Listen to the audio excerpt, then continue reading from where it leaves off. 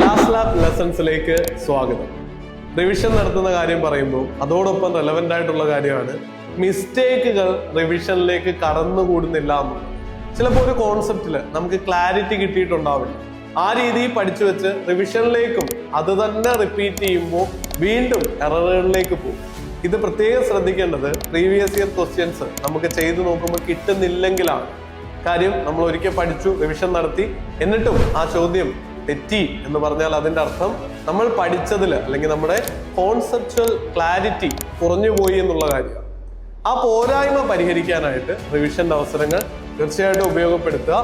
ടെസ്റ്റുകൾ എടുക്കുന്നതും അതിലെ മിസ്റ്റേക്സ് കൃത്യമായിട്ട് അനലൈസ് ചെയ്ത് പഠിക്കുന്നതിലും ഈ ഒരു ആസ്പെക്റ്റിൽ നിങ്ങളെ ഹെൽപ്പ് ചെയ്യും.